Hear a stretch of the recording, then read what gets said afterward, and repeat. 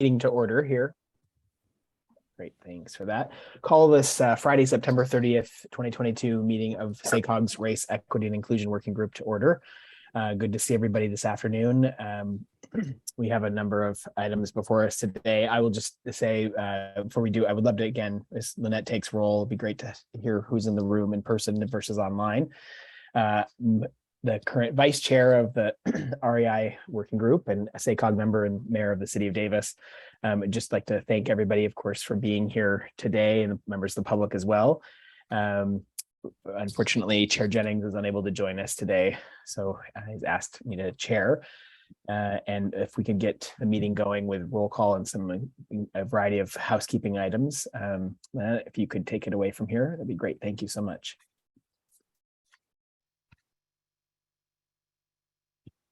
You are muted. Can you hear me now?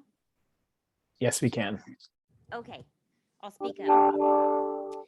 Thank you for being here. I'll go ahead and take roll, but right before I do that, just a few housekeeping announcements for our members that are here in the room with us today. Thank you, welcome. You have before you a microphone. So to speak, you just need to push the button and the green light will come on, and that means that you're ready to speak. It is pretty sensitive, so if you're shuffling papers, it'll pick that up. And then for our members who are online with us, thank you as well for being here. And we ask that you use the raise hand feature in Zoom so that we can call on you for questions or comments. And then Vice Chair Ferrix, I will let you know who's got their hand raised here in the room for questions or comments. All right, starting with our board members, Jan Clark-Kretz. Here, thank you. Jill Gallardo. Here. Lochvir Gog. Yes. Martha Guerrero. Absent. Portia Middleton. Here. Michael Saragosa. Here. Jay Chenier. Here. Darren Soon. Absent. Vice Chair Lucas Ferrix. I am here. And Chair Rick Jennings is absent. And then moving to our external members, Avatal Barnea. Here. Carolyn Coleman. Sorry, we'll adjust that. Thank you. Elisa Herrera. Here. Chet Hewitt. Absent. Heather Hostler. Absent. Eileen Jacobs. Here. Debbie Odo-Kent. Christine Tien. And Josh Wood absent. Thank you. Great, thank you very much, Lynette. We're gonna just take up the next item to approve this as a remote meeting. Lynette, if you wanna just go ahead with that first. Yeah, thank you. This is our normal item just to agree to hold this meeting in a hybrid format, both in person and then remotely online. If we could take a motion in a second for that. And I don't know if others are having a difficulty here. We can hear Lynette, but it's very faint. So and it looks like everyone else is shaking their head online. Yes. Yeah, it looks like your microphone's off on your computer. That's what it is. Yeah, we actually use room mics. Oh, Is that, there you go. Okay, perfect. Okay, let me know if it goes out again. So yes, we're looking for a motion and a second for this item that allows our meeting to be held in a hybrid format, both in person and remotely. Clark-Kretz makes a motion. Second, Middleton. Great. So we have a motion by Clark-Kretz, a second by Middleton. Any questions, comments, or discussion? Not seeing or hearing any. Lynette, if you could go to the roll call, please. Thank you. Yes, thank you. If you can please state your vote when I call your name. Clark-Kretz. Yes. Gallardo. Yes. Gog. Yes. Guerrero. Absent. Middleton. Yes. Saragosa. Yes. Chenier. Yes. Soon. Absent. Chair Jennings is absent and Vice Chair Ferrix. Yes. Avatal Barnea. Yes. Carolyn Coleman. Yes. Elisa Herrera. Yes. Chet Hewitt absent. Heather Hostler absent. Eileen Jacobs. Yes. Debbie Odo-Kent. Holly Nickel. Absent. Christine Tien. Josh Wood absent. Motion carries. Thank you very much. Appreciate that. Now we will just wanted, first of all, again, welcome everyone to the working group meeting today. Today is our second to last meeting as a working group. As a recap, we have been charged with 3 outcomes. Firstly, developing a racial equity statement of change and commitment, prioritizing racial equity in the long-range transportation and land use plan for Seikog, and as well as building support among key stakeholders and board members and providing direction for a racial equity action plan. We did already achieve that first outcome. The Seikog board adopted our statement in February, if you will recall, and we've also achieved the second outcome. Seikog staff has taken our feedback on engagement and is using it to design an equity-focused engagement strategy for the long-range transportation plan. And we've embedded equity-focused engagement in the racial equity action plan as well. And we're close to achieving that third outcome today. We developed a draft racial equity action plan, and today we're going to review again, final, and make a decision about that final plan. So we're going to just do a quick switch of the order of items to do that, make sure that we maintain a quorum and take up the racial equity action plan now. So I'm going to, with that, if there are no questions or comments from members of the committee at all, I'm going to turn it over to Casey Lazan, who is going to sort of do a quick I think Casey and Shanice actually are going to do an overview, and then we'll have opportunity for input and discussion. Thank you. Great. Thank you, Vice Chair Ferrix. Can you hear me online? Great. Okay. Yep. So this is the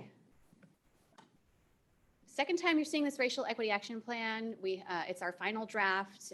We are looking for your endorsement of it today. And what I'd like to do first is actually turn it over to Shanice Alexander, who has been our equity consultant and advisor over these last many months, so that she can explain to you what's happened since you last weighed in on the plan in July. So go ahead, Shanice. Thank you, Casey. Are we able to pull up the slide? I'm not sure if we can. Okay. Nice to see you all again. It's been a month or so since we last saw you, or since I last saw you.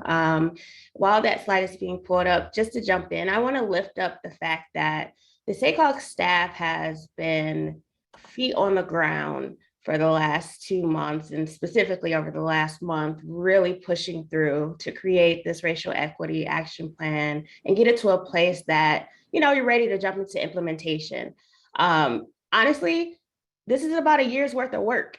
And so I really, I really wanted to lift up the effort and the amount of energy that has really gone into building skills, creating the goals, objectives, and even actions, really taking into account community stakeholder engagement and tying that into building this plan out, and really staying focused on being intentional and building this plan with strategy that's going to be the most impactful, right? It's not something that is just like we're checking a box here. So it's been an amazing opportunity to work with Seikog on this project. I'm extremely excited to see it move into the implementation phase. So this is a bit of an overview of what has happened since about May. And so between May and June, this is a recap for some of you. We completed about 14 stakeholder listening sessions with about 83 participants throughout the county, different representatives from community-based organizations, transit agencies, other jurisdictions and regions, as well as one-on-one board member interviews to really listen to, the guidance from the folks on the ground around what inequity exists and what goals they would like to see Seikog focus on. So that happened between May and June. Between June and July, the REI working group, both board and staff, participated in a 3-session practical capacity building workshop series to really build a foundation for understanding the importance and why a racial equity action plan actually matters, and building some foundational and key skills into how to think about equity and addressing the root causes of that inequity that shows up throughout the region. From April through September, we've spent, both Seikog staff and myself at Venture have met basically every week for ongoing REI advising and REAP development. And so about 31 hours has been spent, most of those hours happening between August and September, honestly, to really build those goals and objectives out so that they're smart, right? So, we're measuring and we're being very specific about what we're actually trying to do with this action plan. And then from August into September, I've met with a variety of Seikog staff members to really streamline and get specific and build out and make these goals and objectives very succinct, right? So over that time, a lot of the staff, I think I've met with about, up to 4 different groups every week for the last, for about a month or so, to really focus on streamlining those goals. That's those staff really focused on building out 24 objectives and then over 100 implementation action steps, right? So actually starting the process of saying, how are we going to operationalize this into our work, right? And so moving from the theoretical to, no, this is how we're going to move this forward. And so as we move forward from this phase, we have a few more advising hours, so I'll continue to work with Casey and the leadership team as well as the staff to really, build out some more action steps, build out a timeline that's going to be strategic and impactful for rolling this action plan out. So thanks. Thank you, Shanice. We can pull that down now. Thank you so much for that. So what I want to do is just give you a brief overview of what's the difference between the working draft plan that you saw in July and the one that is before you today. The feedback that we received from this working group and from stakeholders, including the Seikog staff, were really focused on getting the goals and objectives clearer and more specific, and like, how are you going to make this happen? So if you look at the goals and objectives, which we'll pull up in a moment, they don't look that different. They hopefully just look more specific. There wasn't feedback to remove something or cut stuff out. It was really, we felt like helping us to clarify, which I take as good feedback, because the original plan, we tried to literally translate all that we had heard from stakeholders into the goals and objectives. So I'm hoping that this looks like a building and more fleshing out process.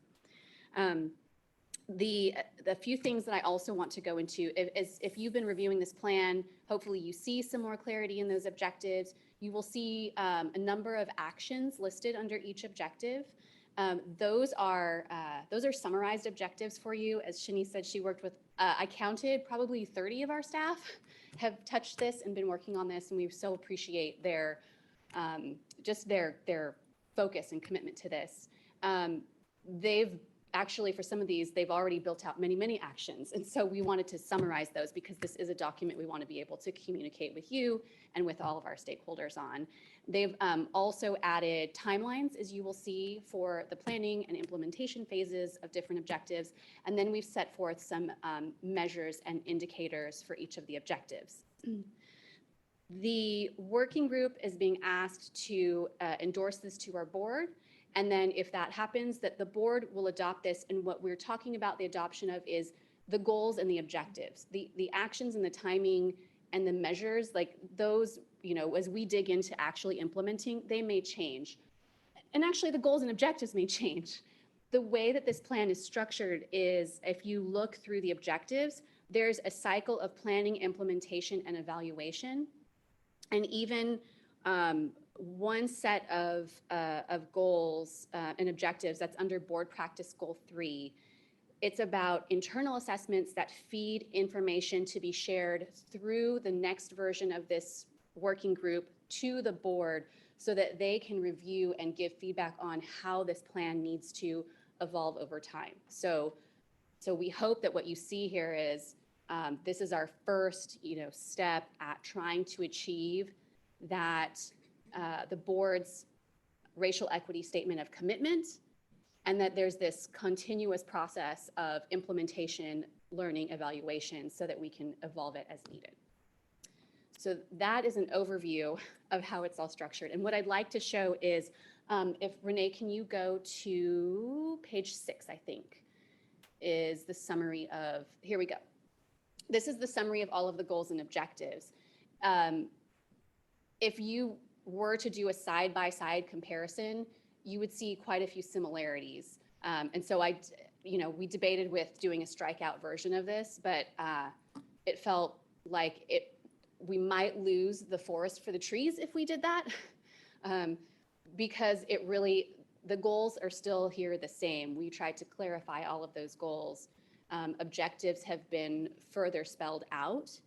Some of them have moved around because we figured operationally it would work better that way. But really, these are, again, with your feedback and with stakeholder feedback, we've kept these and just tried to make them stronger. If you go to the next slide, that's the remainder set of goals and objectives. And then I want to just make sure to show at least one page of the rest of the action plan. Next slide, please, or next page, so that you can see how this is structured. So this is our first operations goal. If you recall, we have 3 focus areas in the plan.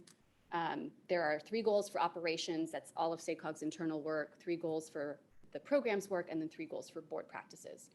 So this is our operations objective. We've listed several actions here to show how we are trying to carry out that objective to achieve the goal, the timelines for planning and implementation. And then we have for this one, there's one measure that we have for this goal. But if you go through the rest of it, you'll see some of them have multiple measures or indicators.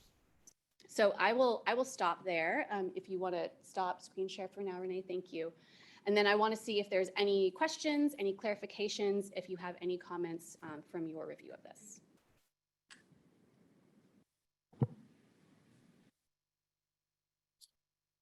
I'm not sure about those in the room. I'm not seeing any hands go up here on on the Zoom screen or anything. So thank you. I think both Shanice and Casey very much for the sort of a recap and update.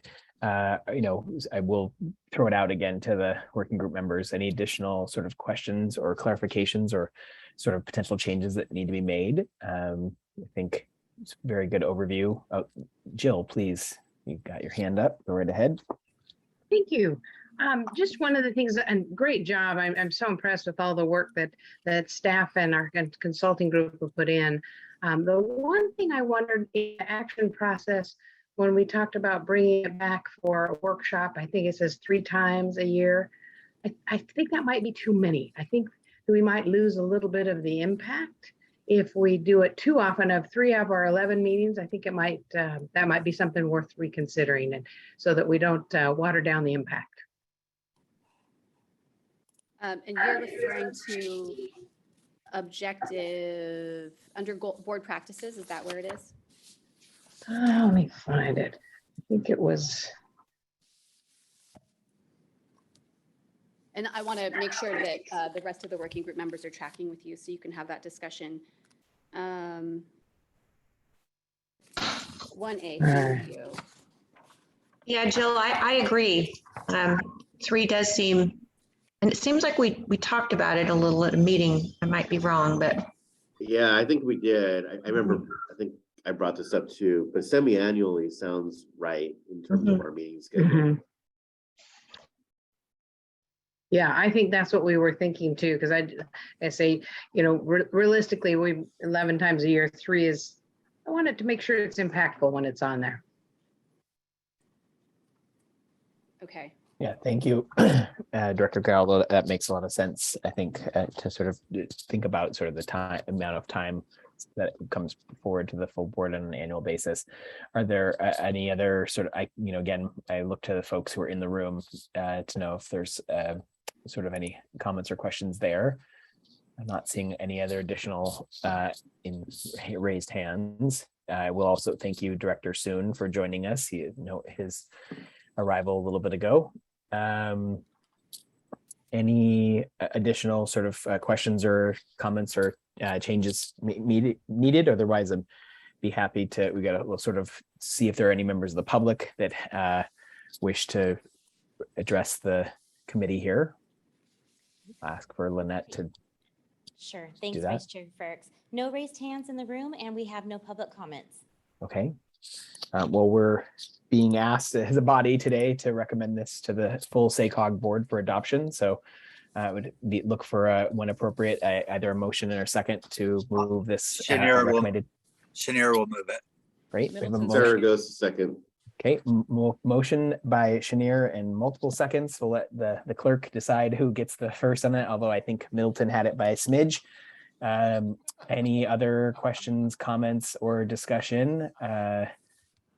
Not seeing or hearing any. Thank you very much for that. So we have a motion and a second, and we will now move to Lynette to take the roll on this item.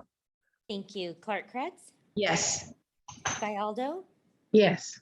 Gog, Yes. Guerrero absent, Middleton, Aye. Zaragoza, Aye. Chenier, Aye. Soon, Aye. Vice Chair Ferricks, Aye. and Chair Jennings is absent. Moving to our external members, Avatar Barnea.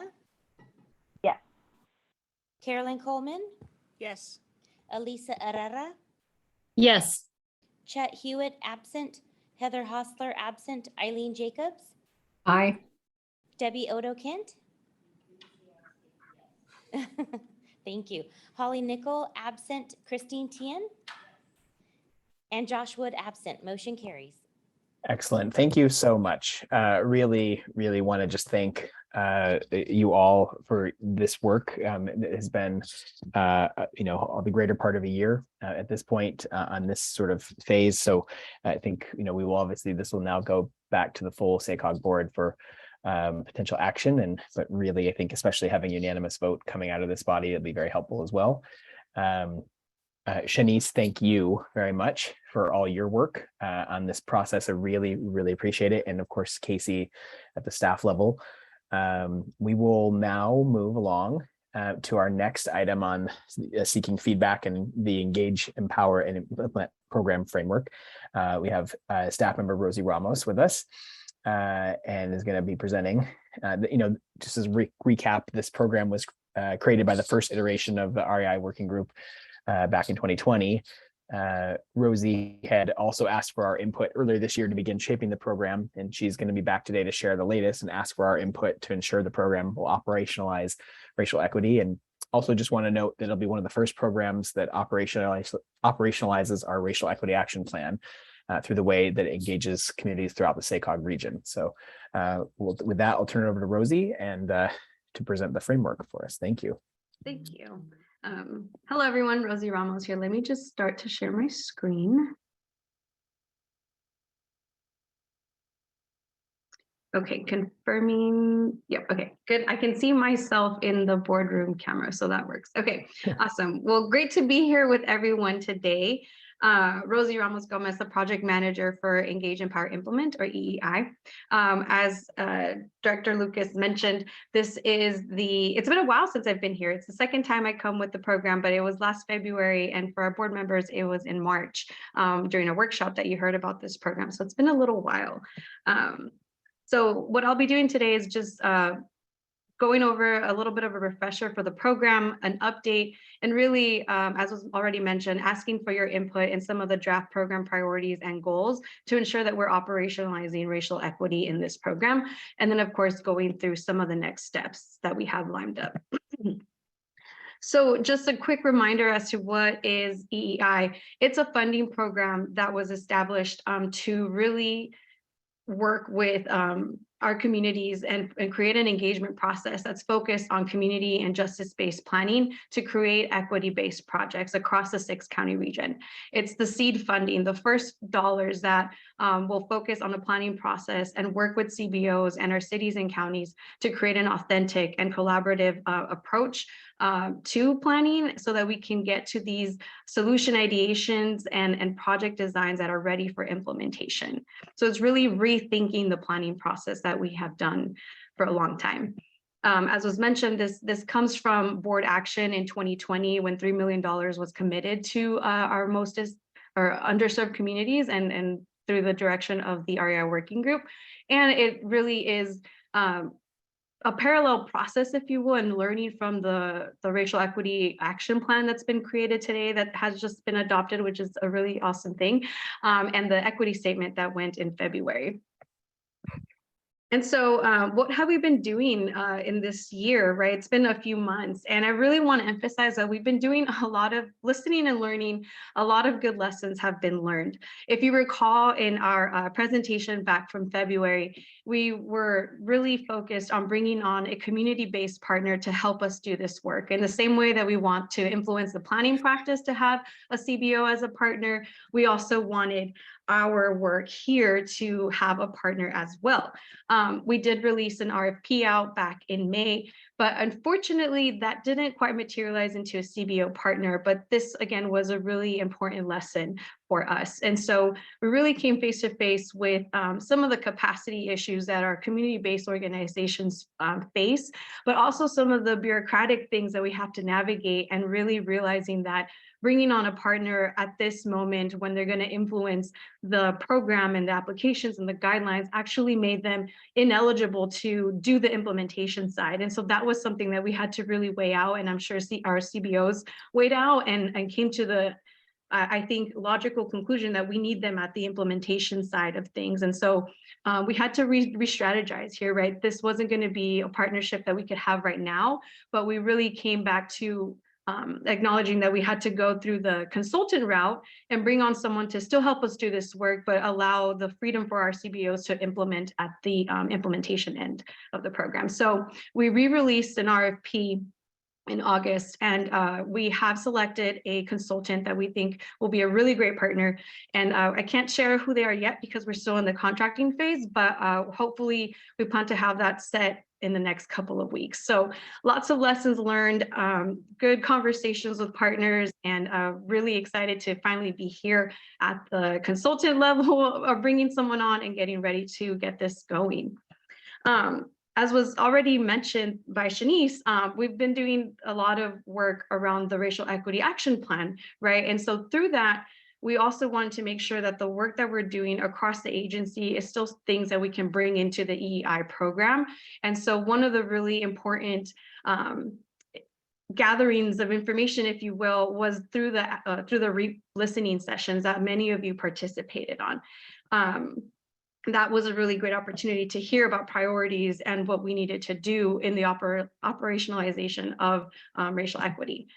We've also had working groups across different projects through the agency through this year that have echoed a lot of the same things and really focused on how do we make specific projects more equitable. And through that, even though it wasn't EEI, it was still really good information to gain. And then we've also done a lot of meetings with our jurisdictions, our cities and our counties one-on-one as we are preparing to do another funding round. We've been meeting one-on-one with them to listen to what their goals are for the next funding round, some of the challenges that they have, and then sharing EEI and how we might begin to explore how this could meet some of their needs. And so through these three different things, we have really heard a lot of the same messages echoed in different ways.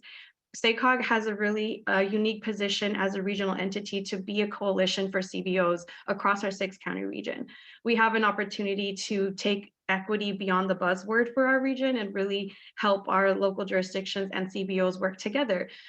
We have to see communities as partners and as our experts in their needs, and they can bring that perspective to us. Really listening to local jurisdictions and how we have defined disinvested and disadvantaged communities in the past, looking to some of our communities that like rural communities that might be left out of some of the analyses that we do is a really critical thing. So how do we expand the definitions to make sure that we're capturing as many communities as we can? So a lot of really great information that we've been listening from different areas that we're doing or work that we're doing, but really pulling into the EEI process. So through this work, and you know, it did take us a little longer to procure a partner, but we're at the stage where we are drafting some program priorities and some goals that we want to take to our board in later this year, November. And this is really the first block, if you will, in the building process of this program. And of course, they are draft because we still want to make sure that they aligned with the cities and counties and the CBOs that we will be working with in the future. But this is the first draft to make sure that we're guiding ourselves in the right way. And so this is where I really hope that you can provide input if it's not operationalizing the work that this working group is committed to do. So I'm going to walk through the priorities and then we'll pause afterwards to take any questions or comments, and then we'll work through the goals as well. So the first priority for EEI is it's really about authentic engagement as the first step of planning. As I mentioned, we're rethinking planning. We want to do engagement for equity and not see engagement as the one equity step that has often happened in the past. So we really want to do engagement first so that we can develop projects out of that engagement and then continue a feedback loop all the way through implementation of a plan or a project. We want to focus on the CBO partnerships. Working closely with the organizations is critical to improving our overall planning processes, and that will create more equitable outcomes. So we want to establish relationships that also go beyond the EEI program. In the same way, EEI is also beyond transportation. It's about community-based solutions. So acknowledging that communities have needs beyond transportation is critical, and that we have to acknowledge the many factors that impact mobility. And so we need to use our tools, our resources, and expertise to bring solutions to the issues that are brought up, regardless if they're transportation or not. We want to integrate racial equity into the investment priorities of our region. So we want to start with the CBO partnerships and community-led designs so that we have projects that are aligned with community priorities so that we can eventually implement with federal and state dollars. And we also want to provide the tools and best practices and incentives so that we can make it possible for our public agencies to deliver equitable projects in the future. Planning is a long-term game, right? We are implementing projects today that have been planned out for many, many years. So how do we invest now so that the projects invested 10 years from our YLA students, that they are rooted in equity? And then I think all of this really comes together in the positioning of Sacramento region to be competitive in the federal and state funding space. We meet the targets, I'm sorry, I missed one, the objectives and the policy goals, but all of this comes together that we meet our goals and objectives as a government agency, and we're meeting goals for many different things, but how do we do so in a way that advances equity? And we are now also at the position to be leaders in this space. While we meet our goals, how do we also carry on the equity focus in the best way that we can? So these are the priorities that we want to focus on as we create this project. And there's a lot that I've said right now, but I will pause for a moment so you can look at these, the snippets of what I just said. And if there's any comments or questions, anything that's missing, does this operationalize the work that this group is trying to move forward?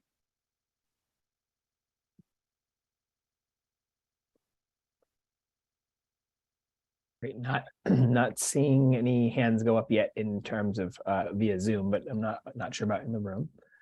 Anybody with either proposed questions or, oh, Elisa, please go right ahead.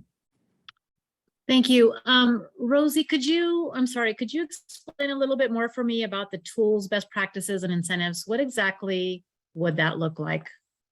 So that's sort of part of the process, that as we're working with the CBOs and the jurisdictions, we want to tackle what are some of the missing elements right now that have prevented strong partnerships and what is needed. What are those tools? So at the moment, this, based off of what we've heard to this day, it feels like we're missing some sort of process that folks can tap into. Potentially, this could be a toolkit.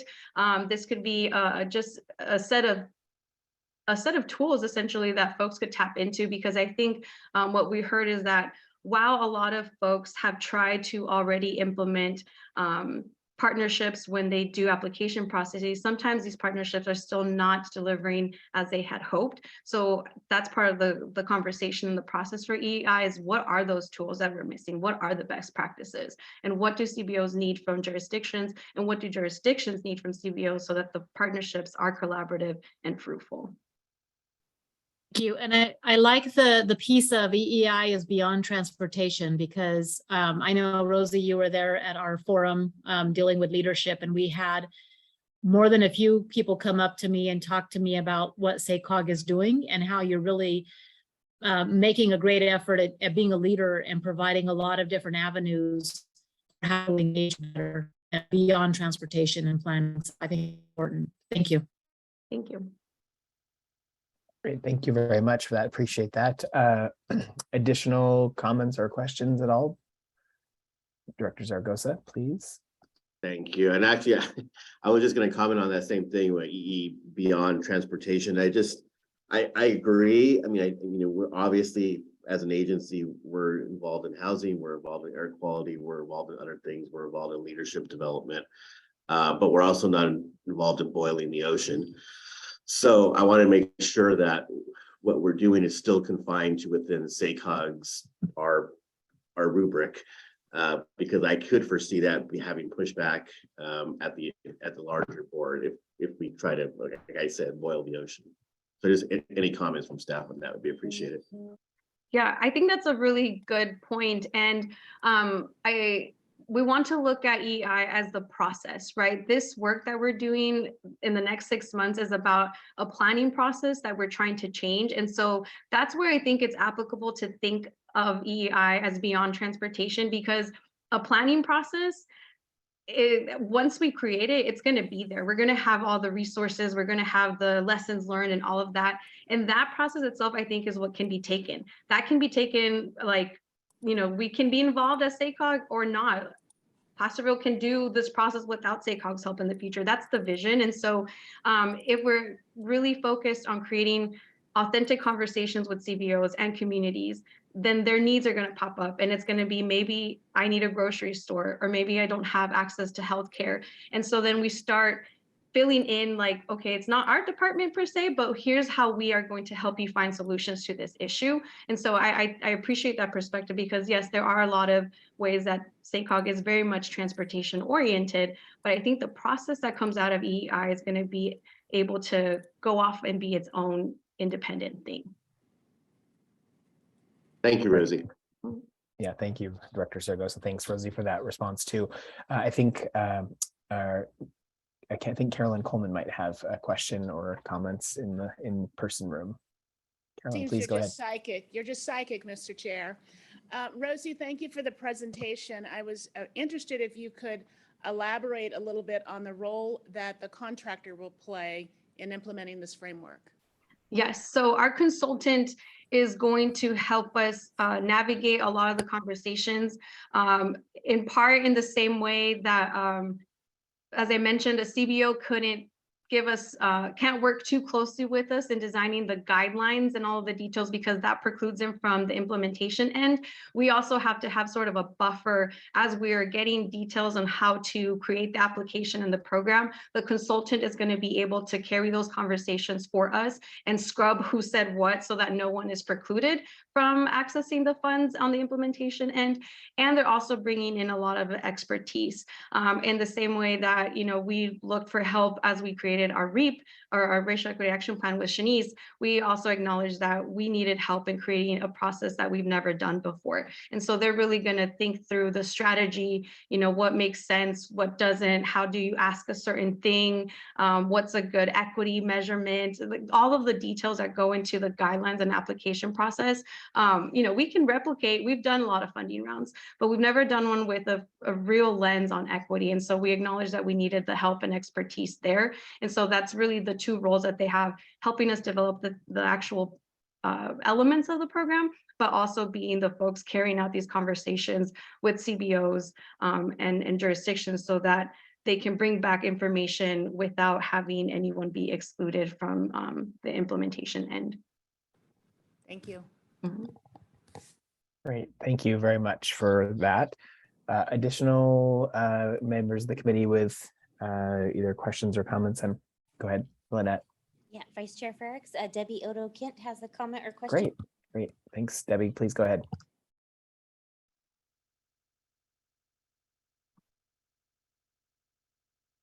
Thank you. Go ahead. We can hear you now. Yes. Yeah, I mean, this is great. I think one of the other areas is to, under this tools, best practice and incentives, to really have something that specifies measurement and metrics of how do you measure, authentic, robust engagement.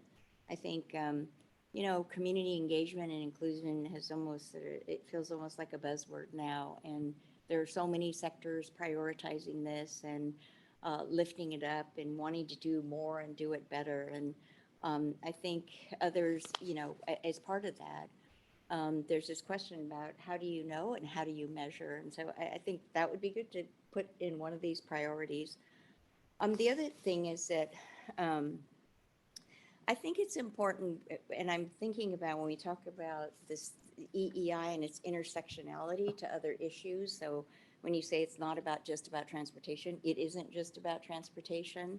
And I think it would be useful for Seikog as a kind of a transportation, housing, land use entity to really talk with other sectors doing this in earnest also. And so I'm thinking about our academic partners, our healthcare partners, because in many respects, those sectors are going to the same CBOs about, how to engage, how to do needs assessment, how to prioritize. And it is true, I think, when those things happen, there is many other issues. I mean, every healthcare focus group assessment I've involved with, transportation seems to bubble up as one of those things, right? But every sector is doing engagement in their own way. So I'm just suggesting that maybe be integrated into one of these priorities, to talking to other sectors about how we partner and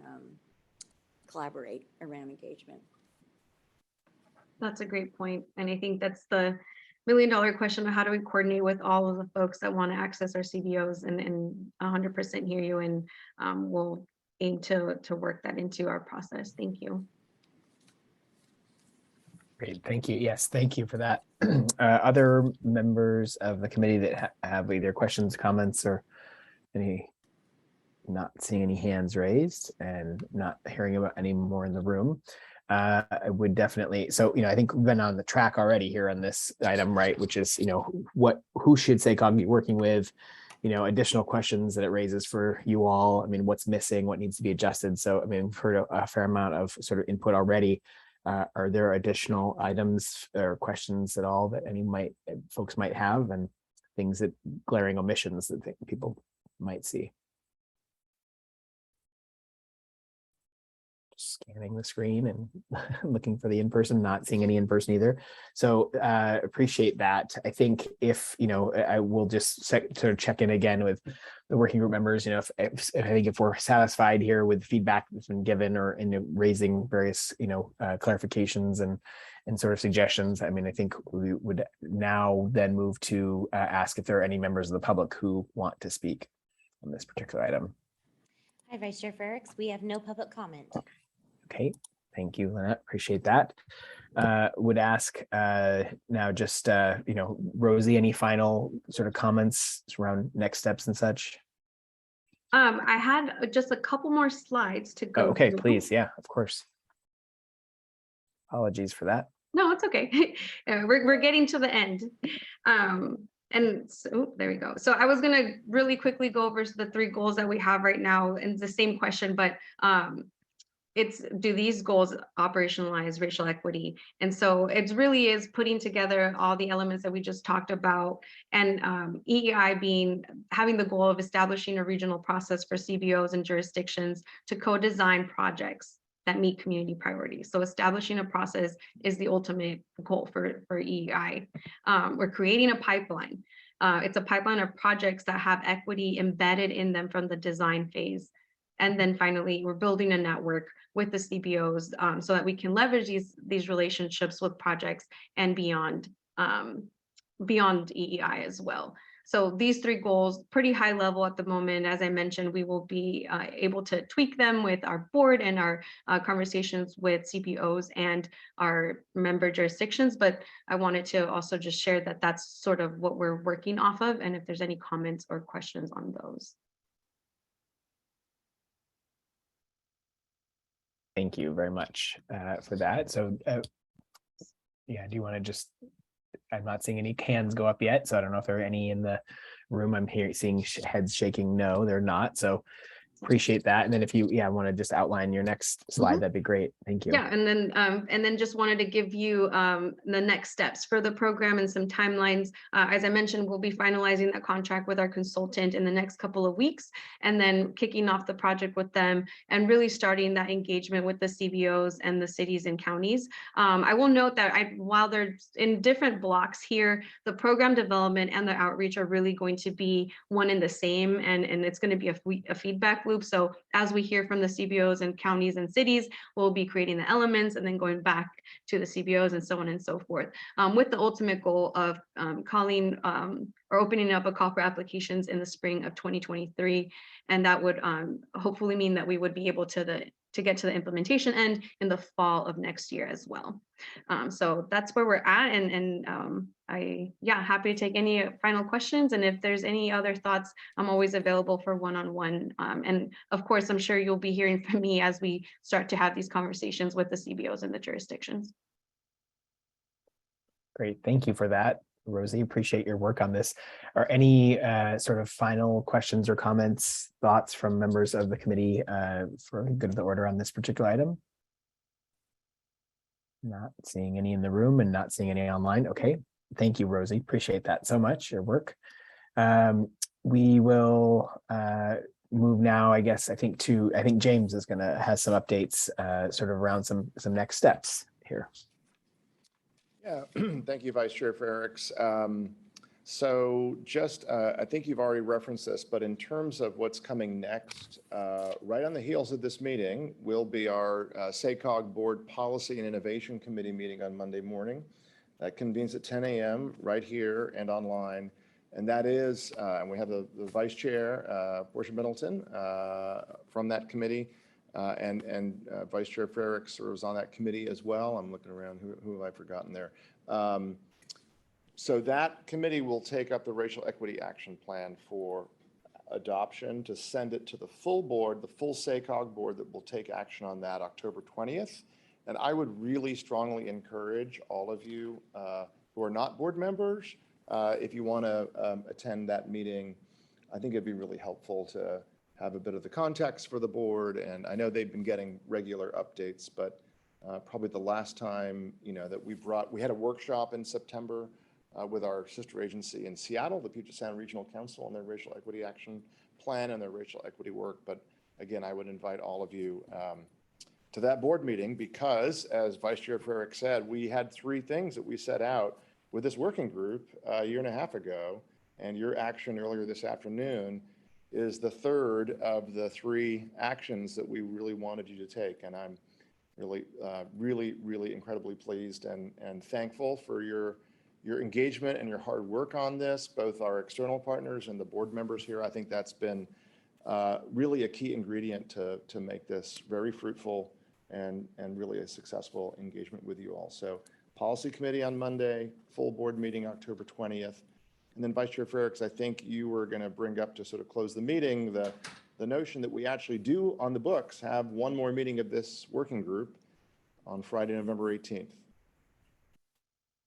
Yes, that's correct. Yeah. So, I mean, that last meeting of the year is scheduled for the November 18th. I know there's, a variety of conflicts with that day for a number of folks, but, it was scheduled as an evaluation meeting for purposes of, the last 2 years of the work of this body. So, want to make sure to be sort of solicit, the group here and just see if we should be holding that date or look for another date, potentially in early December. I think in part to sort of obviously have a recap of some of the work that we've been doing, but also to frankly celebrate that work that we've done and reflect on it for the variety of lessons I think that can be applied to the next version or next iteration of this group. So would put it out just for thoughts now, comments about holding the meeting on November 18th or whether it should be moved to a future date beyond that. So any initial comments or thoughts from folks?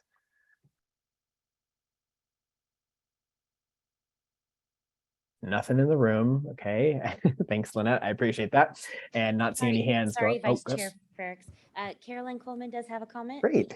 Hey, Chair, and not to say it shouldn't be held on that date, but I'm hoping that a number of the city officials on this call will be in Kansas City with me for NLC's national conference. Excellent. Appreciate that. Thank you for that, really. Any other comments or I did just see a hand go up. Director Galdo, go right ahead.